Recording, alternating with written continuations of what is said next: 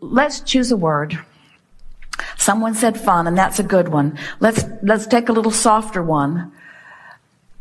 Ease. Just focus.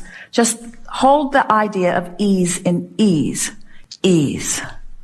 And when you think about ease, fill it in with other words that remind you of ease, like relax and easy and soft and gentle and what else? Trust. Letting go. Comfortable. Now you're focusing. You're focusing. And it seems to most people like, oh yeah, blah, blah, blah, blah, blah, blah, blah. But this is the work. Because you were born, you have seen, you have explored, you have experienced the contrast, you've given birth, you've put it in the vortex, it's in the vortex. Now it's time to prepare the environment that allows what's in the vortex to flow into your experience. And so start with that feeling of ease. Now, as the momentum begins coming and you stay in the flow, now your focus, now you will be inspired. This is what we really want to say to you. If you can find that place of chilling that allows the stuff to start moving from the vortex into your grid, as it moves, the specific focus will be part of the process. In other words, you will be inspired to the specifics that allow the momentum to continue. These are natural law. It's like when you jump out of an airplane, you don't have to worry about keeping your speed up.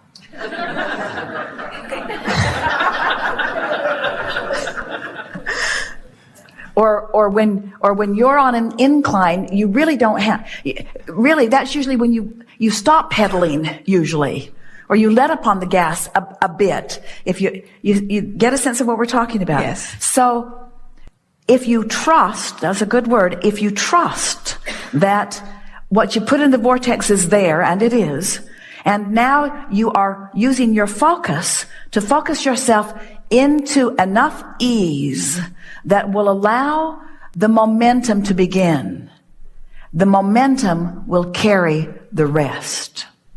And something like focus or impetus or speed is not part of the process. You don't have to keep momentum going. That's what we want to say. You don't have to keep momentum going. You just have to stop doing that thing you've been doing that slows the momentum. There. That's the answer to all things. We're done. Go home.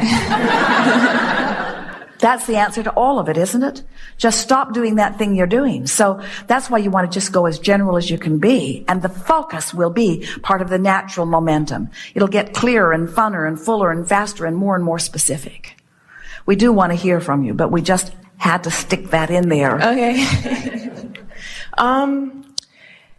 I'm really excited about all the choices that I've been making in my life, and I'm looking forward to my future. I feel like I have something amazing to accomplish, to do, to experience. Yeah, and the specifics of it will show itself to you. And if you can resist the temptation to become impatient in the not being able to spell it out, and hold yourself in that general expectant place of trusting that it's coming, then everything will unfold in such a beautiful way. Is there a way I can just kind of slow it down for myself? Because I see these things before me. That's what we were demonstrating here. In other words, first you have to know why you might want to slow it down. And you only want to slow your focus down if your focus is causing you to be so specific that you're beginning to feel a little bit of discomfort. In other words, it's keeping your ear to the ground on how you feel. And in the moment that you feel a little dis-ease, go general with your statements. That's when you want to back up. I'm on track. Everything's all right. Don't have to worry about this. The momentum will be natural. I don't have to create the momentum. It's not my job to fill my grid in. I've done the work. I came and I explored and I put stuff in my vortex and the cooperative components have been gathered, and now my singular work, it's what the art of allowing is. My singular work is to prepare my vibrational grid. And the way I prepare it is by chilling out, and you see what happens is The more you relax and the more you meditate and the more you look for positive aspects and the more you allow yourself alignment with who you are, the more you'll click into that core grid. And when you click into that core grid, the energy that moves up through it is so powerful that, like our friend said, you become a magnet for things that you weren't a magnet for before. You clicked in, you really didn't know how it was that you clicked in, and suddenly things start coming to you that were not coming to you before because you found a new vibrational stance, because you clicked in with that core grid. That's really what we're wanting to guide you all toward. To understanding that everything that you are is radiating up through you if you will allow it, but you have to stop doing things that don't match it. So here, this may be a good picture. So your grid from your source is general in nature. It's love, it's sureness, it's certainty, it's well-being. In other words, and it's strong, powerful. So here it is, and see it as sort of like a shaft of light coming up from your feet. That might be a good way to picture it. This energy stream, this core grid. And let's say that you're unhappy about something, so your grid isn't clicking in. In fact, it's bouncing off. Or you're uneasy about something, or you're remembering a past experience that wasn't pleasant, or you're worried about not being prepared for something. So you're not allowing it. But then you sleep. And when you sleep, you stop offering a vibration. And when you stop offering a vibration, your grid comes into alignment. And when you awaken, there you are back in your power till you remember what happened. And then you sleep again. And you come back into alignment with your core vibration. And then you wake up. And you remember, got to go to work. Toys are all over the living room. And then you learn how to meditate. You quiet your mind.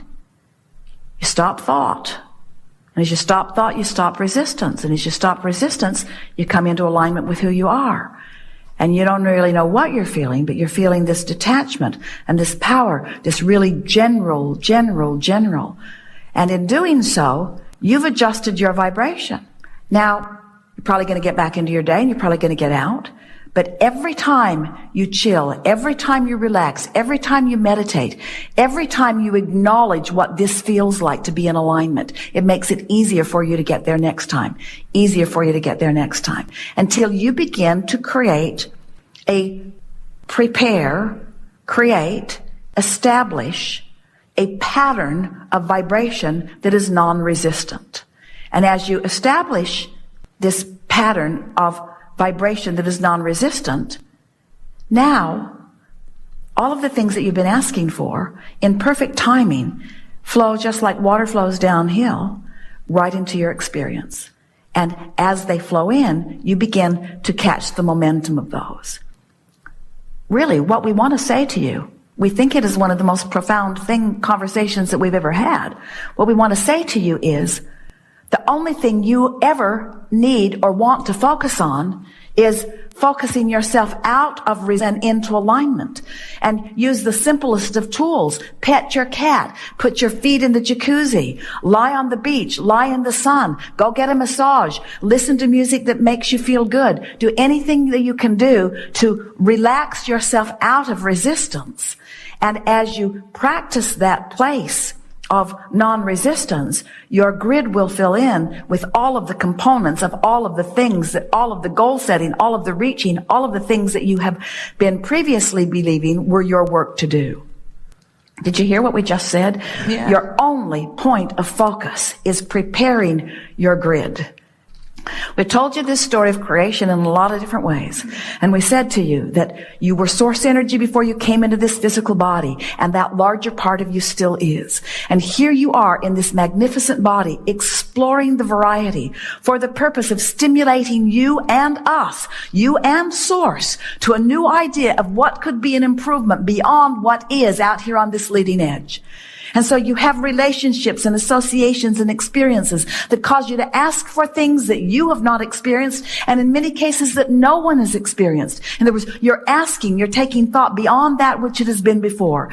And that thought is is preceding you in vibrational form, and the source within you is recognizing that as the new thought and is holding true to the vibrational nature of that new thought, knowing that it won't just be a thought unrealized, that it will be a vibration that is realized in full manifestational form in time. But right now, it is a vibration that exists, that source is reveling in.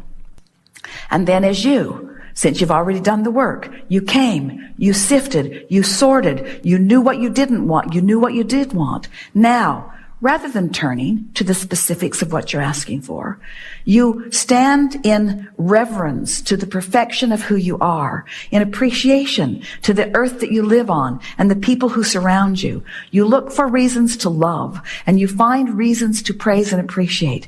And you be as specific as you are able to be, but the bottom line is you want to feel good, and you want to feel good so much that you withdraw your attention immediately from anything that doesn't feel good.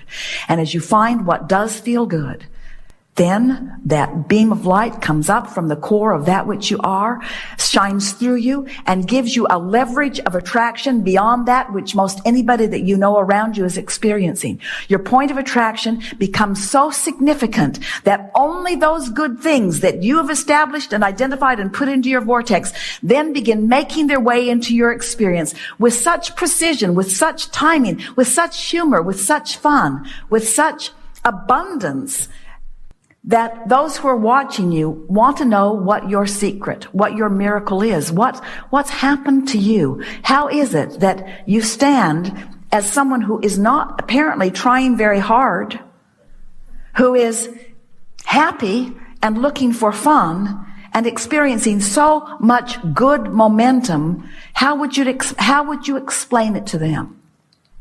You have to tell them what happened. You have to tell them, oh, I explored and I identified, and there was plenty that I wanted that I didn't have.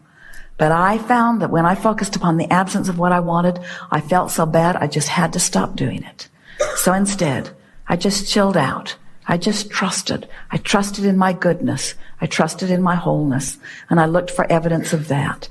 And the more evidence of well-being I found that I focused upon, the more well-being came to me, until I have this avalanche of well-being that is mine. I sleep only because it seems practical from time to time.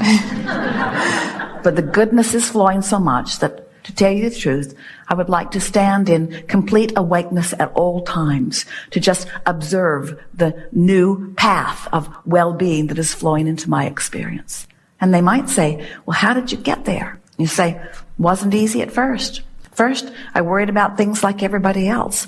But what happened to me somewhere along the line is that I became convinced that goodness was what I was supposed to experience, and that somehow I'd carved it out. I had focused that into being.